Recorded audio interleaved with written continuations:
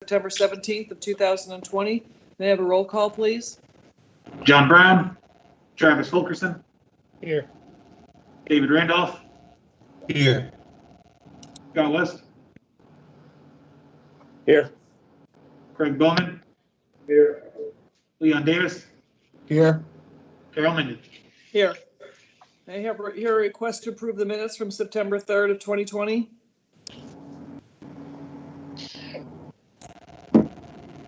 So moved.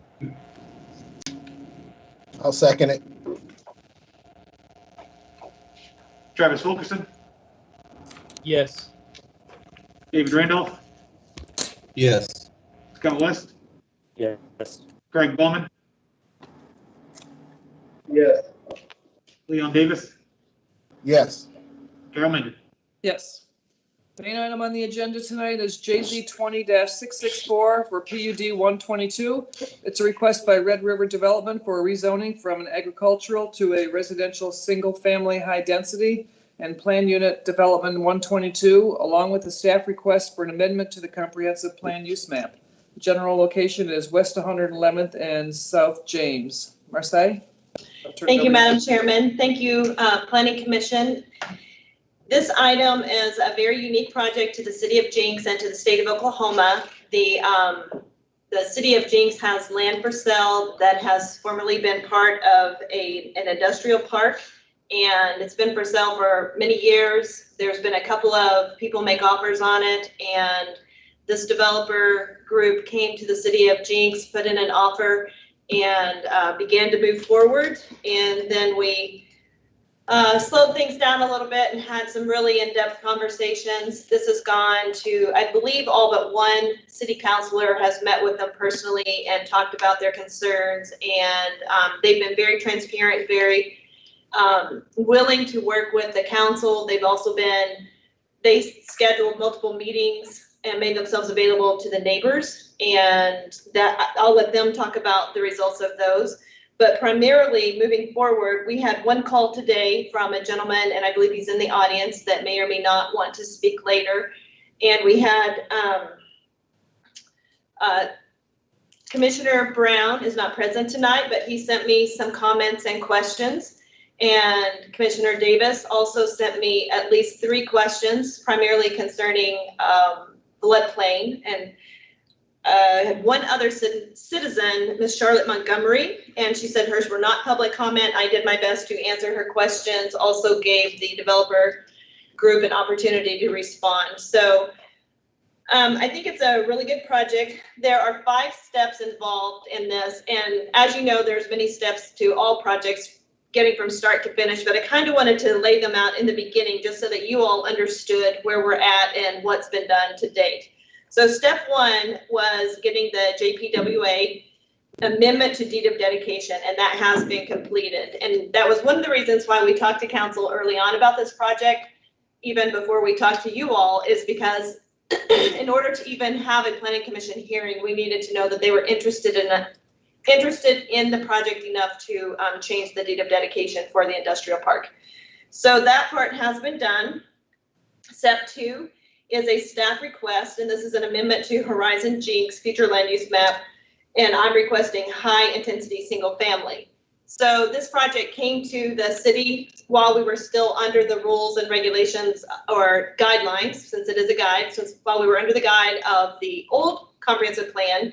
And in the middle of this project, we adopted the new one. So I kind of warned everybody that there would probably be an amendment right off the bat, and ta-da, there's an amendment request right off the bat. So I think that moving forward, it's very important that our land use map does represent the uses that are taking place, and that when citizens see it, they know what the surrounding areas are or would be in the future. Step 3 is the request that you have before you tonight. It's a rezoning from to RS3 and to approve PUD 122. Currently, the property is zoned ag and it has a specific use permit, and that permit does allow industrial uses on that property. Step 4 would be to replat, which would be a future action, and step 5, of course, is the normal engineering and building permit process. So that was kind of the steps. I wanted to make sure that you understood what had been done, and step 1 has been completed. So on page 5 of the packet, it kind of talks about step 1. And this was done September 1st, 2020.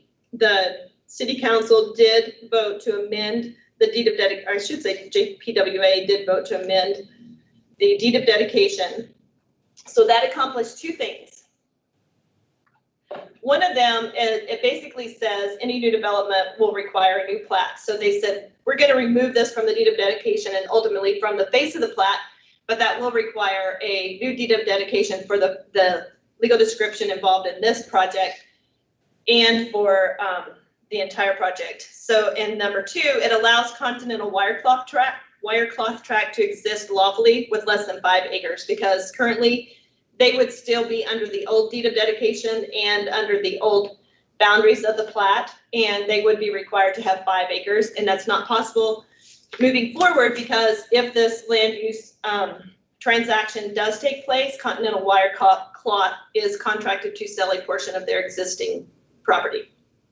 So the JPWA amendment did take place, and they are willing to allow it to move forward. Step number 2 is the amendment to the Horizon Jenks future land use map, and staff does request Planning Commission recommend approval of the minor amendment. Step 3 is, as I already said, RS3. So they are asking to rezone to RS3. If you remember, the current zoning code allows for duplex, and even though this is a single family detached project and it is a condominium project, there's nothing attached. I think the density matches what you would see in an RS3 if you were to go through a duplex project. Also part of that, we did this recently on Sky Arena. When the ordinance goes to city council for approval, there would be an abrogation of specific use permit 23 to take it out of the existing specific use permit to allow for industrial uses. Step 4 is the replatting again, and step 5. So one of the questions that Commissioner Brown asked was about landscaping. That would not come back to Planning Commission if this planned unit development is approved tonight. That would be done at a staff level, noting that they would meet the requirements of the PUD, and that would be confirmed at that time. If you look, if you keep going, public comment, I talked about that a little bit. When the applicant held meetings with the public and immediately the neighbors, some of their concerns included traffic, drainage, high density housing versus industrial uses, how this works as a buffer versus an apartment complex, which possibly could have happened, and just general questions like that. I think that we understand and know that drainage is a very, very serious issue within the city of Jenks and all the communities that are along the Arkansas River. And we also know that that is addressed through the engineering. And so I will not be having any in-depth conversation about that this evening. The biggest thing is, over the years, the city of Jenks staff has received multiple comments, multiple concerns from the neighbors. So this industrial park was platted years ago to create primary jobs for the city of Jenks. And it is, that was the intent, and that is generally what industrial parks are platted for and what they're designed for. And consequently, as a city, we've approved residential housing developments around this. And those particular neighbors, even though they have purchased homes adjacent to an industrial park, have had very serious concerns about whether or not they want that to continue and expand.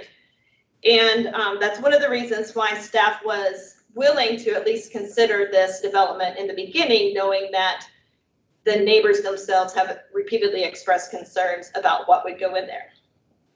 In the current land use map that we just adopted, Horizon Jenks, we had designated it as business park, hoping that that would satisfy the neighbors and would be a good transition. But I think with COVID and with the economy as it is, I don't know how many business parks, unless you got a large campus like a Quick Trip campus or a MetLife campus, I don't know how many of those types of actual business parks are going to be built.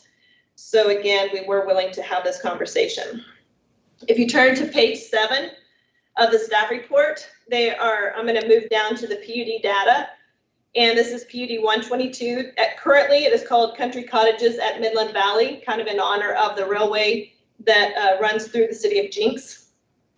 Talks about the development type. This is a single-family condominium. I have not personally done a condominium project before, so this one's a little bit different. Setbacks are not the same. It's a very different kind of project.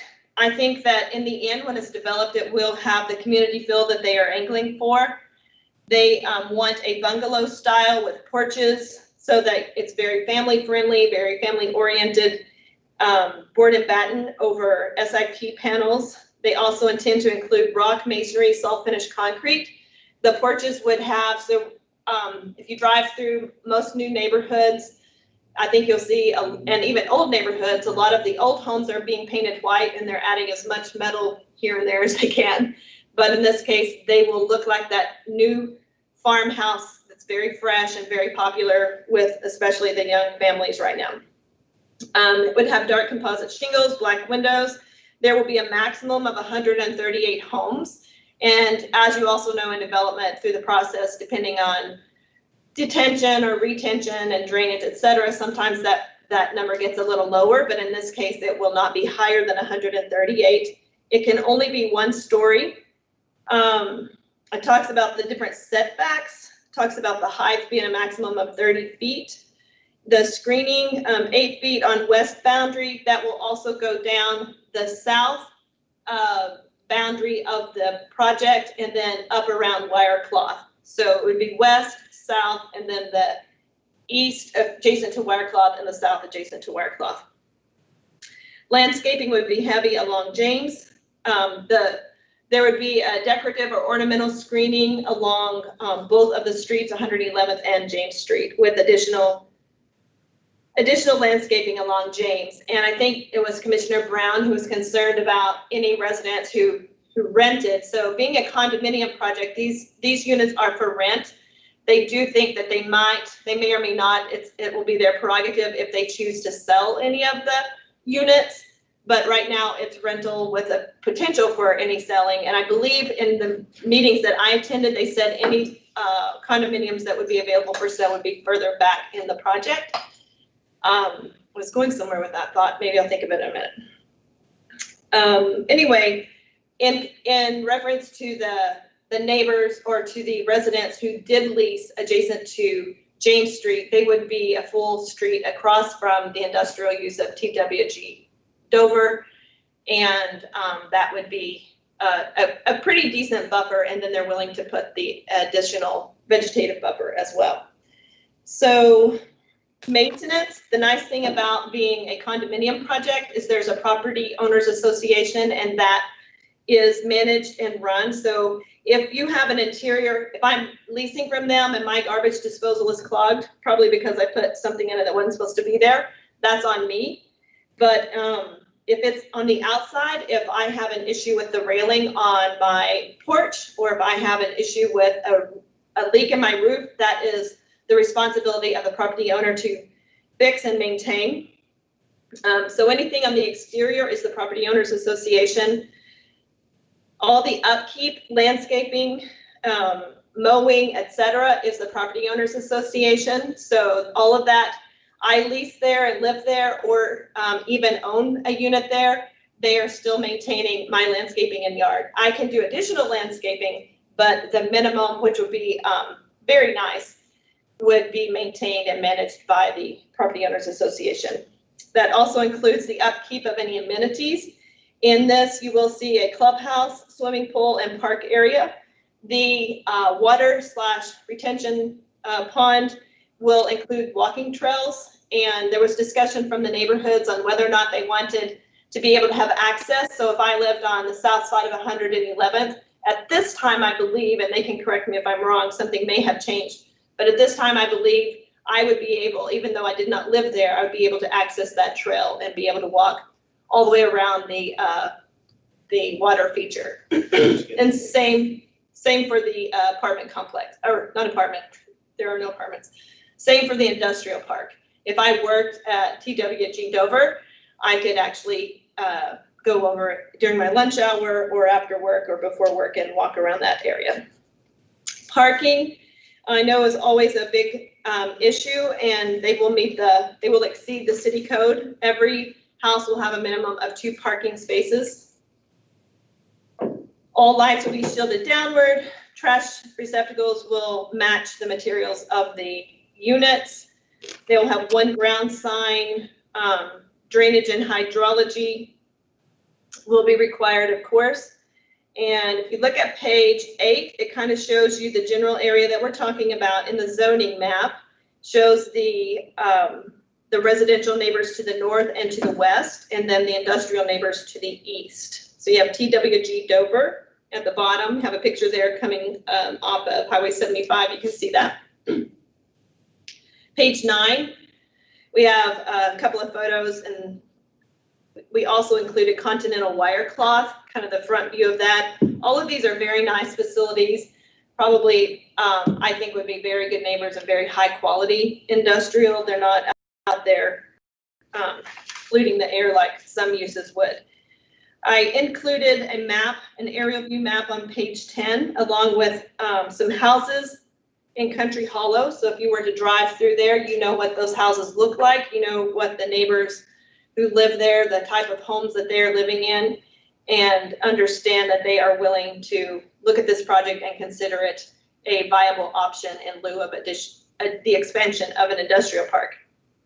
So on page 11, it talks about the Planning Commission action, whether the PUD is consistent with the comprehensive plan.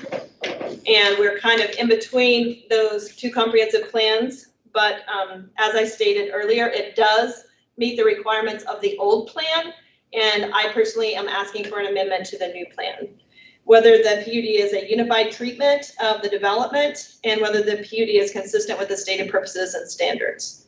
So at the bottom of page 12, which is page 8 of the actual staff report, it's just a reiteration that the city staff has worked very closely with the council and with the developer to get to the place that we are tonight. And I am asking, so the comprehensive plan amendment is my request. If for some reason it were not approved tonight, the application can still go forward because it was given to the city during the time that the old plan was in place. But I will still come back to you again in the future and ask again. So if you want to wait and see if council approves the zoning, that's fine. But if they do, I'm coming back to ask for a plan amendment. So also the zoning request is from Ag to RS3 and approval of the PUD. A lot of times I've asked for 2 separate approvals. I'm asking tonight that you do not change the zoning to RS3 without approving the comprehensive plan. So that is my request, is that is one motion, that you move to approve the rezoning and the PUD as one motion. Let me see if I left anything else out. The next page really starts with the actual planned unit development document. On page 13, there were a couple of little things that I talked to the developer with, and Mr. Bell today will get those worked out. There was a couple of things that I missed, so I'm not too concerned about that. On page 18, they show the development standards. I did ask them to put in there where it's easy to see and find. It's written in the text of the PUD, but I asked them to add a maximum of 138 units and specify where the screening was. So we have the site plan on page 21. And tonight in the audience, we also have the developer / applicant, and he has a presentation if you want to see it. And we also have the architect who's available to answer questions. I know there was a lot of information in that.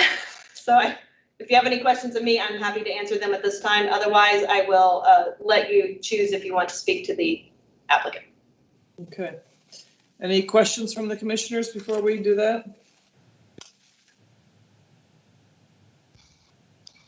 I'll go first. So one concern that I had, and I don't know the answer, but you know, this had been designated for an industrial park or commercial use, and I wonder how that will impact the city's tax base to take away what otherwise may have been a sales tax generating option, or something that might have a I don't know how it would affect the property values. I think that's an important consideration because I know that we are limited in terms of the overall space in the city of Jenks, and so I don't know what the answer is. I don't know if it's a concern or not, because I don't know how this would have an impact on that. But I do think that's one thing to consider is whether or not that would negatively impact the city's development overall in terms of what we can generate in tax revenue. Are you talking about ad Well, valorem taxes? to go to residential in lieu of it being commercial. Okay, currently under industrial, you would not be able to do a commercial by right unless it was warehousing, and then we would not get any retail taxes if that were the case. Okay. So I felt pretty comfortable with that choice, industrial versus residential. Would industrial provide a more significant property tax value than a residential development?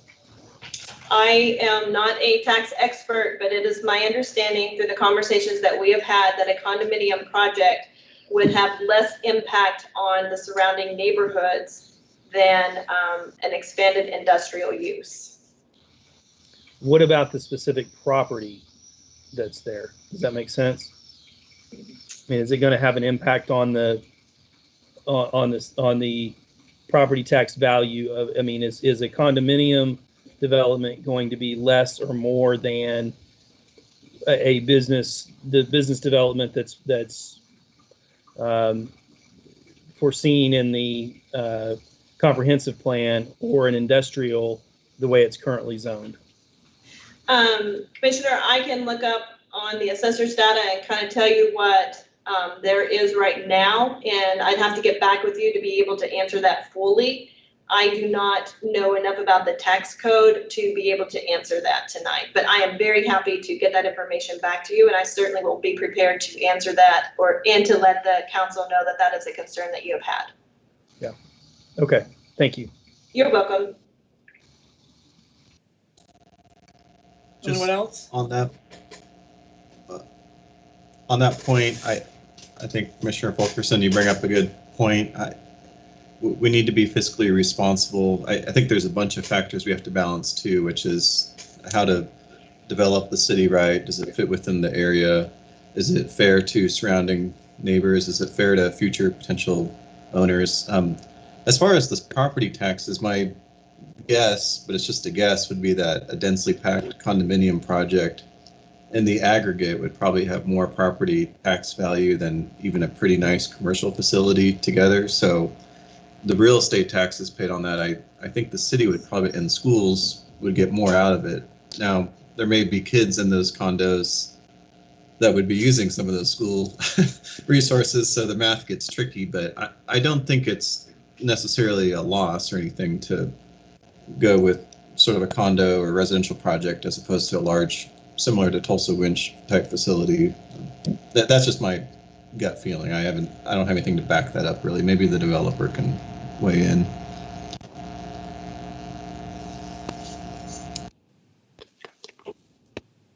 Anyone else?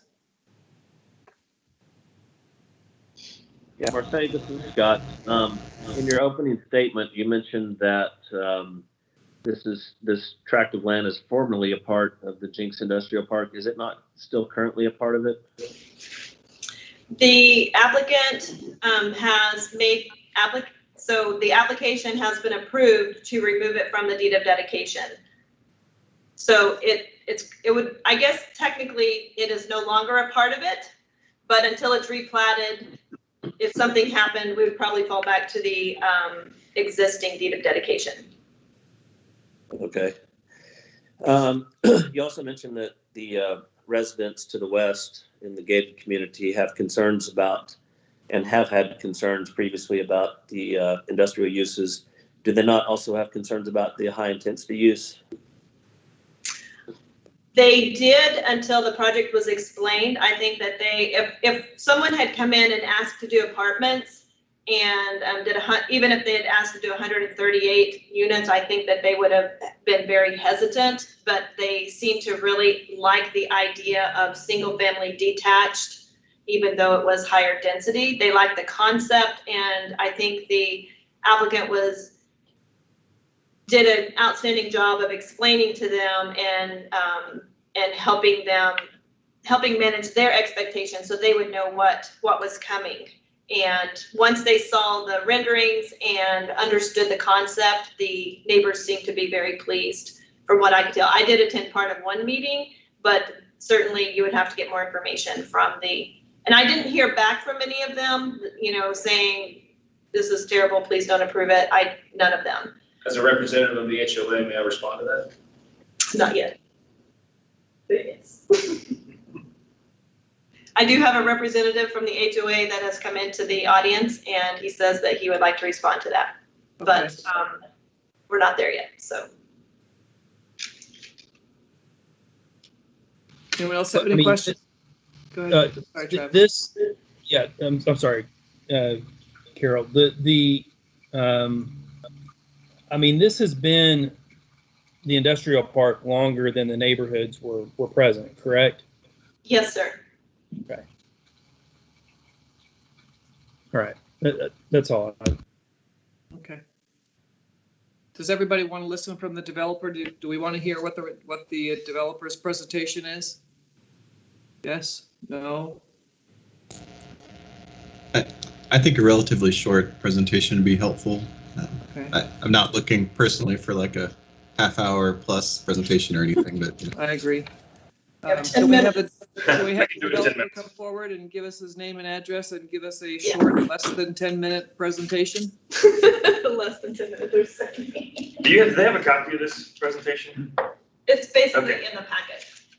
Good evening, Commissioners. My name is Stephen Watts. I'm a developer with Red River Development. My address is 5818 East 101st Place, Tulsa, Oklahoma.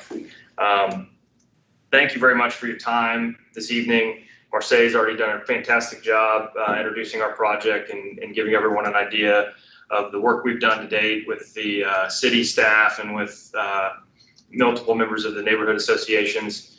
Tonight I also have my architect, Marcus Fairless of Studio 45, and our land use consultant, Robert Bell. So we are prepared to answer any specific or detailed questions. This project is 138 units. We're calling Country Cottages in Midland Valley. If you don't have a copy, I'm just going to run through my presentation. You might have a copy of. The next slide is an aerial view. We are going to be building about a 1 acre detention pond on the site. This will always have water in it. It is on would be the northeast corner of 111th and James. That is a needed aspect of this site. And that's one thing that I think is important to touch on, is that any developer that were to develop this site would have to build this detention pond. It's required for development here. And the city has about 7 acres. It's really 3 parcels. The city has 7 acres on the north. And then Dan Gutterman, through a company called Dash LLC, owns the middle parcel. And then Continental Wirecloth owns the parcel furthest to the south. So we have, contracts on all of these properties, including the site owned by the city of Jenks. And like I said, the site owned by the city of Jenks would require this detention pond for water drainage purposes for the site. A lot of that water now is flowing kind of into the Country Hollow neighborhood, so we'd be fixing that problem with this development. This is a Class A, next slide, this is a Class A condominium community consisting of a large clubhouse with a gym, a high-end swimming pool, green spaces throughout, garage parking. It is 100% gated, high-end interior finishes. It's going to have professional management, and it's maintenance-free with the HOA. This is a growing trend throughout the U.S., and it's a perfect use here in Jenks and a great location right off of 111th and 75 for commuters to downtown Tulsa or other parts of the city, and also great for those empty nesters, young singles, singles with kids. it really hits all demographics and what you're seeing throughout the U.S. And this is kind of the first of its kind in the area and in Oklahoma. Next slide shows a rendering of our 3-bedroom concept. Very attractive, modern features there with the farmhouse. Modern farmhouse is our design aesthetic. Black windows, black roofing materials, and then you've got your masonry kind of wainscoting with your porch being made of wood. So flipping on to the next slide here, we've got a view of our clubhouse, and also looking towards the pond. There will be an attractive amenity to the area. One of the things we did discuss with neighbors, the neighborhood associations, was this being, open with a walking path. I think most people received that positively. And I think as long as, that's a positive, being received positively, we will keep it open. Obviously, all the housing is gated and, behind the pond. But I mean, if there was any concerns, I mean, obviously it could also be gated around the pond. So flipping on to the next slide here, this is an aerial of the kind of the full development, and kind of shows you the housing sprinkled throughout there. Flipping on to the next slide, neighborhood feedback. We did conduct 2 neighborhood association meetings with neighbors in the area from Country View, Country Hollow, and Country Woods neighborhoods. Feedback from the neighbors regarding the project, those that attended the meetings, has been very positive, and also been communicating with Ricky Patel via email and answering several questions he has received from other neighbors. And I think the main point that we were making to neighbors is, this is a great buffer site. As we kind of talked about, and Marseille talked about in her presentation, the industrial use was zoned, and then the neighborhoods kind of developed after the fact. And when Robert Bell was head of planning, and I probably even in Marseille's short tenure, I think there's been a lot of neighbors that have been concerned about an industrial use there, lights on 24/7, semi trucks arriving and coming and going. And so this would be definitely a great buffer. This isn't going to be a neighborhood, if it were to be normal single family zoning, this isn't going to be a $400,000 a house neighborhood because of its adjacency to the Tulsa Winch facility and the Continental Wire Cloth. Single family housing developers, it's not a desirable tract for that type of neighborhood. So we think this is a great buffer use, transitioning, and typically you'll have a transition from industrial with light commercial or higher intensity residential use, and then it'll kind of transition to a more traditional single family use like we see with the Country Hollow neighborhood. So that part of our project has been positive feedback. I think we've heard from a lot of neighbors that say that, hey, this is kind of, they see this as a growing trend, and they have friends that would even like to live here. We think it brings new population into the city of Jenks, and we talked about that with the neighbors as well. And I think the retention pond has also been received positively. There are water drainage concerns, especially with those in Country Hollow, and like I mentioned previously, our pond accomplishes that. Flipping on to the next slide, I've kind of already covered this. This is sort of talking about the exterior facade materials and how the property would be constructed, or how the different houses will be constructed. Board and batten siding with dark gray, and this is more of a light beige color wainscoting, asphalt shingle roof. A lot of these modern farmhouses, you'll have kind of this metal roof feature over the porch, which is what we're accomplishing here with our design. Flipping on to the next slide kind of gives you some interior idea. This is very high-end finishes, Class A, very modern in the interior finishes. And we kind of flip to the next slide. We actually recently got some of our interior renderings done, kind of get an idea of what the interiors will be. Very bright, modern finishes, waterfall edge countertops, high-end finishes throughout. These next couple slides talk about, I won't read these bios in detail. I'm one of the 3 partners of Red River Development. This other first partner, Jay Dempsey, he has a seniors housing company. He was graduated Jenks High School in '98 and longtime developer throughout kind of the Southwest region. The other partner, myself, mentioned here, I've done extensive development in the Tulsa area. I've got several projects in downtown Tulsa and have a lot of experience doing large scale developments of the housing type. And then the other partner is actually my brother, Ryan, who more of a kind of a capital fundraising background, and also grew up in Tulsa, like myself. So hopefully that was quick enough. Didn't take 30 minutes, and I'm here to kind of stand by for questions you have of me directly. Thank you, Stephen. Can you give me a rough idea of what price point you're expecting to sell these rent these condos for? On the sales side, for the one bedroom, it would be about $175,000 on the sales side. We do, kind of exercise our plan to rent these. You're talking about, we just got our market study done recently, and they actually recommended a higher rents than we'd originally projected. The one bedroom rent they recommended $1,350. So $1,350, which is actually, if you look at the nicest apartments in Jenks, those rent for about $1. The nicest ones downtown, I think the newer brownstone ones that were done, I think they're about $1.40 a square foot. These would be at about $1.70 to $1.80 a square foot. So you're talking about a really high end kind of on the rental side. So if we did choose to go that route on the rental side versus the sale side. Thank you. Does anyone else have any questions for Stephen?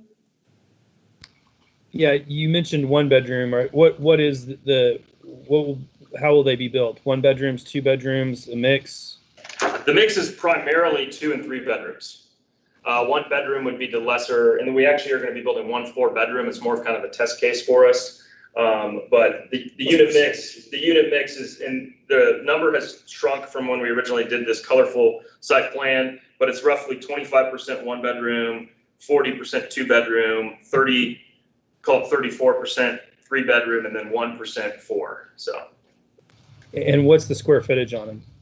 Our 1 bedroom right now is about 900 square feet. And then everything else is, I think, 1,100 and up from there.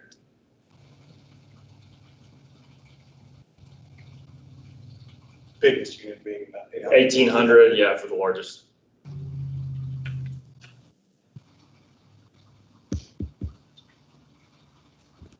Any other questions? If not, thank you, Stephen. Thank you very much.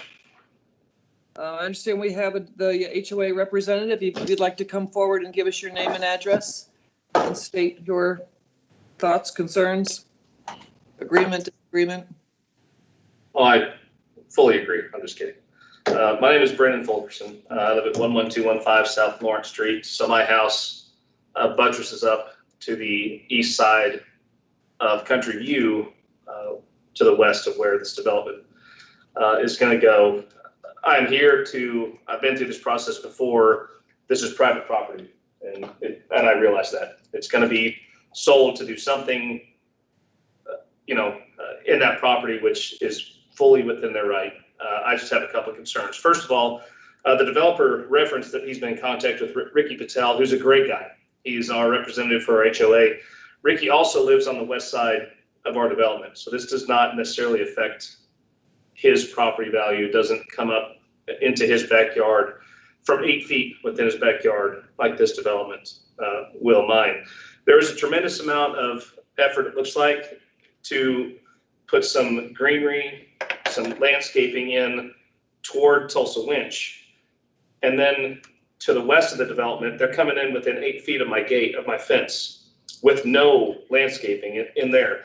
There's an email, and again, that I have a copy of, sent to our neighborhood, one of the residents of our neighborhood, from Robert Bell when he was a officer of the Jenks government, saying that there would be nothing developed on that property that wouldn't have significant landscaping put in between Country View to the east and this development to the west.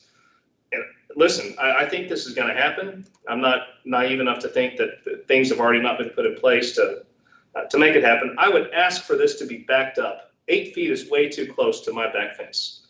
You have 3 times as much distance from James Street and landscaping there to the east to do there.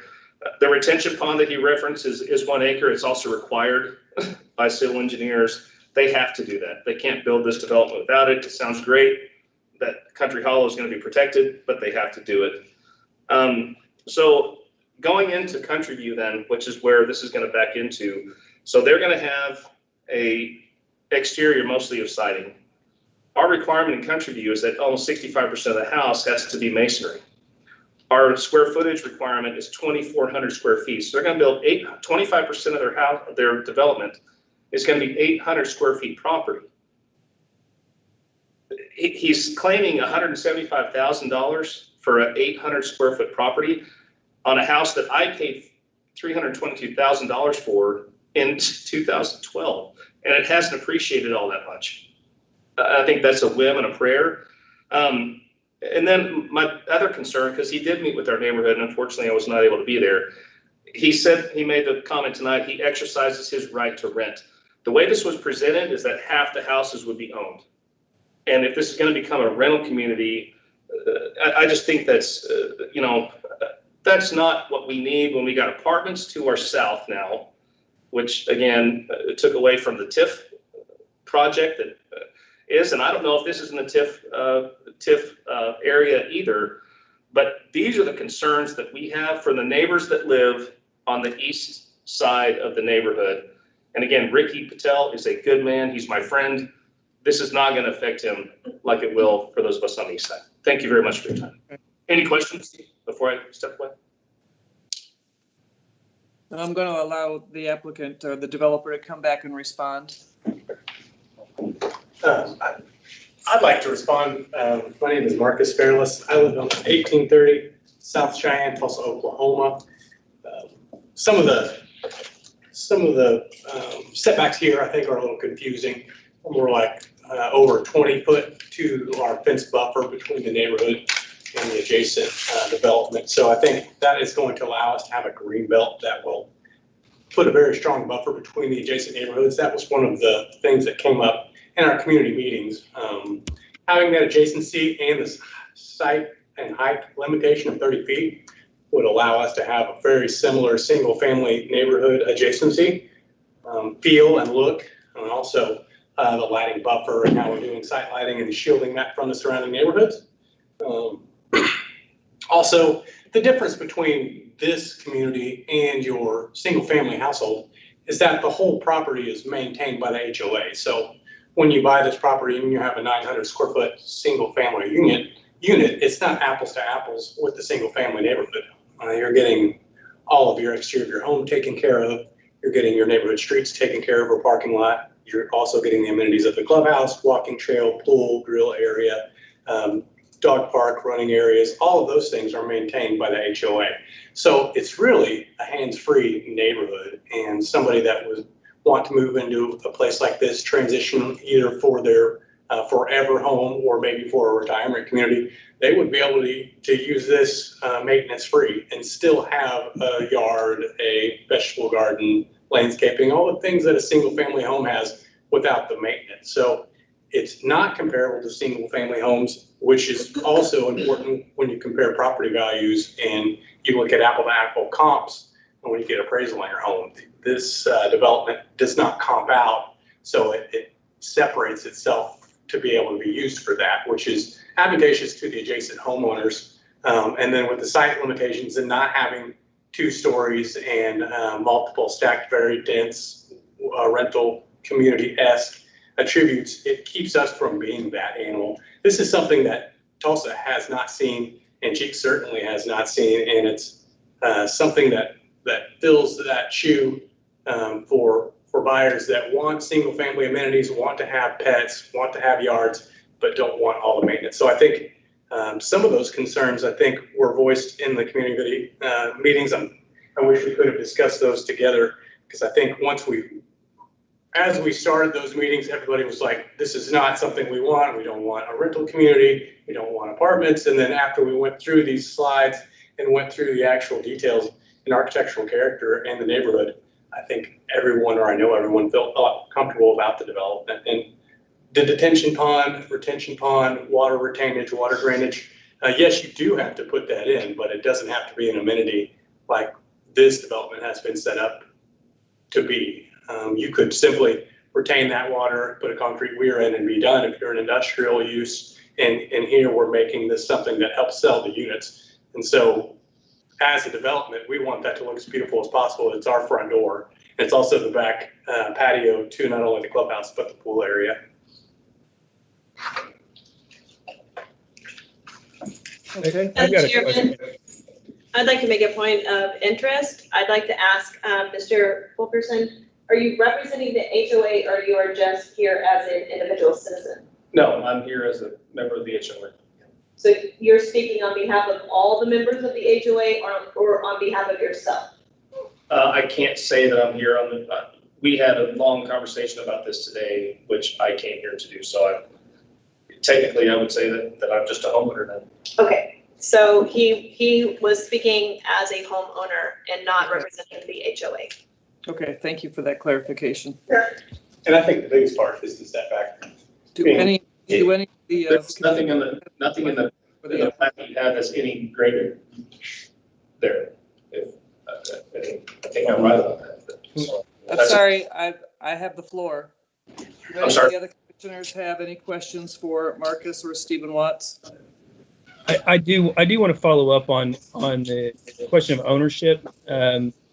So I understand you reserve the right to rent the properties. What about, I mean, is there any intent to sell this? I mean, it's a development, but sell the development as a whole?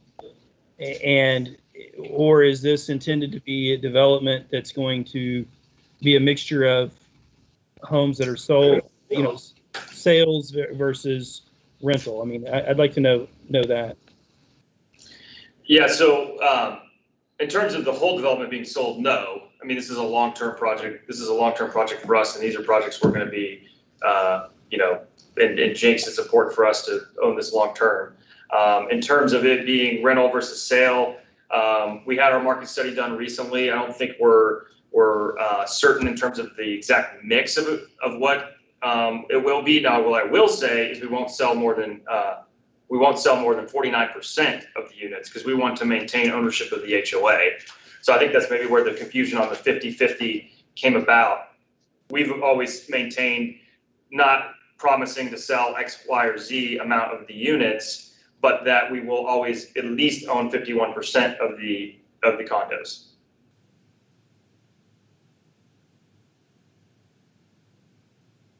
Okay. So we can maintain ownership of the HOA. Okay. And I just Anyone want else? Any other to, commissioners? I just want to know, let everybody know that there's Excuse a me, 17 and a half I foot. have a small picture. I need to have your name and address if you're going to be a new speaker. Thank you, Mr. Bell. Chairman, Robert Bell, 1011 West G Street. I think it's important to note that there's a 17 and a half foot easement along the west boundary of this property. The setback is established in the PUD is 20 feet from the property line for any residential structure. There's an 8-foot fence already on that line at that point. So I don't know where the 8 feet came in, and I don't know. It's the second time I've heard that, but it is a 20-foot setback along the west property line. Thank you for that clarification. Commissioners, any other questions? Okay, can I ask what type of fence is planning to be built on the west? Just the height Between materials the here. neighborhoods, there's an 8-foot wood That's right. privacy fence already established. Okay, And Thank you. we'll continue that 8-foot privacy fence on the south property line and then around Tulsa Winch at that point. Now, where the roads are established, it'd be a more decorative type fencing to more associated with what's common in the city of Jenks at that point. So. Mr. Bell, from the fence to the property line of Country View, how many feet is it?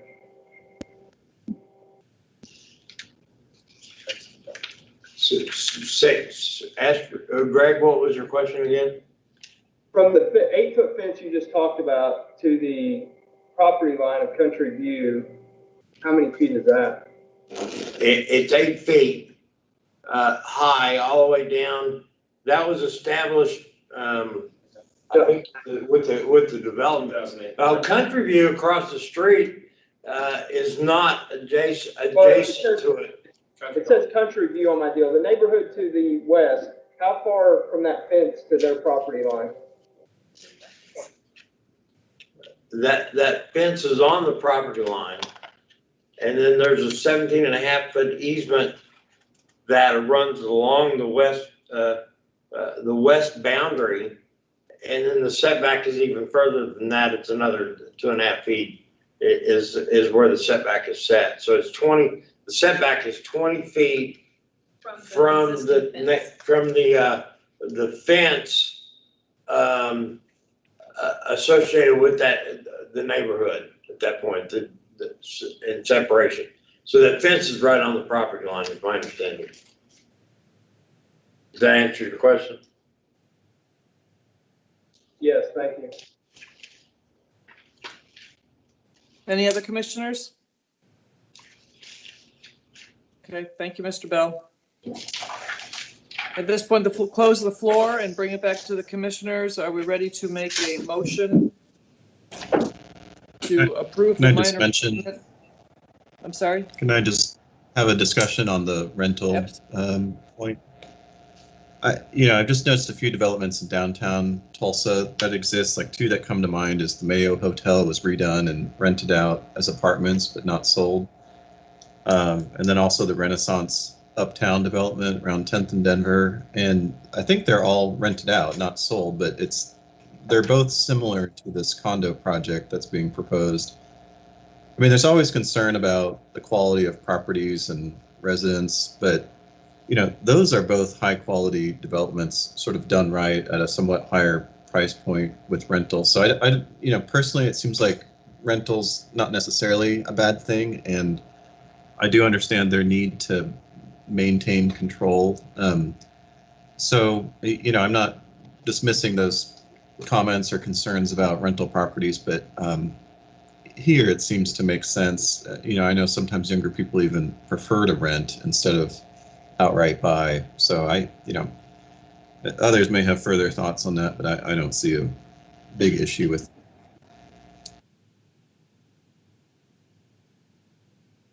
Any other discussion? Yeah, Carol. I also appreciate, Marcia, you're working within the existing new comprehensive plan, even though it was submitted under the old one, to try this approach. So thank you. Go ahead, Scott. Carol, this is Scott. The applicant made a statement that this particular piece of property and the development is a great buffer for this site.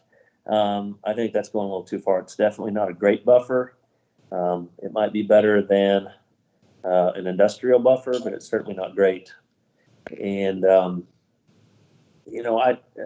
standard for the last number of years that I've been on planning commission is whether it harmonizes with the surrounding area. And a high density rental property does not harmonize within 20 feet in the backyards of a gated community in RS2, in my opinion. Okay. Yeah, let me add. I mean, I've obviously had some negative thoughts. I mean, about this overall, but I will say I understand the concern in terms of development here. If the development is not a more dense residential area, I don't know what other buffer would go there. If we're concerned about the buffer, if we're looking for a development that is going to be a buffer between the industrial area and the homes, I wonder what would develop that's residential in nature that would be less dense there. I think there would be a concern because of exactly what was pointed out, that we are looking at, if we did build a normal residential neighborhood, single family neighborhood here, are they going to live directly across the street from the industrial development there, or in at least a few cases, backing up directly to one of the industrial sites that's already built? So I think your point, Scott, that it's not ideal. It's certainly not ideal. The question is it as good as we can get, or is there something else that would be a better fit there? Yeah, I like your thoughts, Travis. I would add to that that if it was a traditional residential development, that the persons that bought those homes would know that the industrial site existed in their backyard before they purchased them. We're imposing this, or the applicant is intending to impose this on a pre-existing development. So very different situation. And you're right, true. But it has been zoned industrial. I mean, we're talking about something that is zoned industrial and has been zoned industrial long before those houses, those current neighborhoods were present. So the development that could have come in essentially by right could be a lot worse than what we're talking about here. The way I understand it, it's zoned ag, and it was referred to as Jenks Commerce Park. And I know for a fact that a lot of the realtors told the potential home buyers in the gated community that no, this was a city-owned park, is how they referred to it.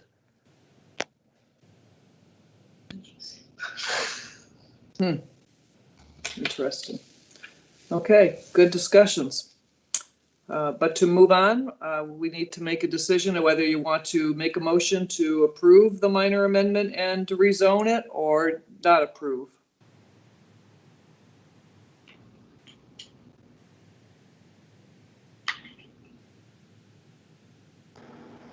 I'd like to make a motion to approve PUD 122 JZ 20-664.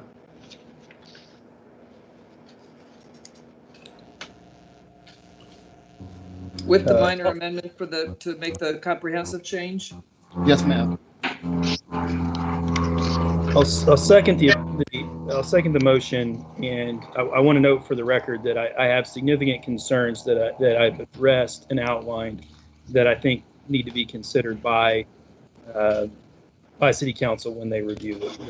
But I do think we should move this forward. Thank you. Travis Fulkerson, Yes. David Randolph, Yes. Scott West, No.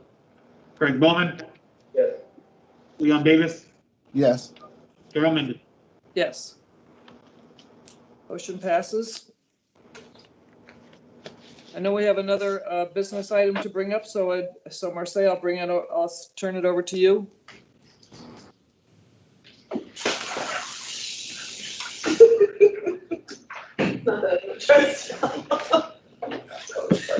Okay. Last week we did some just housekeeping in the planning department, and we talked about whether or not we wanted to go to one time a month for our meetings. Since then, I talked to a couple of the commissioners, and I also did a little bit of research, and none of the surrounding communities that are our size, so I'll just say none of the surrounding communities except Tulsa and Broken Arrow meet more than once a month. And I know that it was a tough decision, a tough conversation to have, because I think as a community, we are very developer friendly and that we want good development. And we also want to be able to get those applications processed and moving on down the road as quickly as possible. So with that being the case, I know as a staff, we have Tanner Rush, who has recently changed positions from lead building inspector to community development. And he and I are working very closely together to make sure that these conversations and projects do get moved forward as quickly as possible, don't fall through the cracks. And anytime there was something urgent, we most certainly could have a special hearing. So I just wanted to make that known, but I think I would, based on the conversation we had last time and the research that we've done, I'd like to place it on the agenda for our next planning commission meeting to move our calendar to one time a month.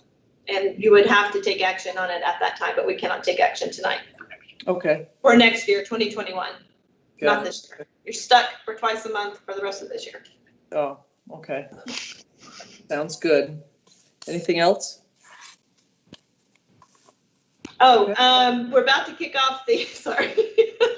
we're about to kick off the Unified Development Ordinance. So I'm very excited about that. And I just want to put a plug out there that if there were specific things that you were concerned about that you want to see addressed in the code, I need those as quickly as possible. I've taken some notes. I have about 10, 15 items that I'll be submitting to the consultant to consider as we move forward.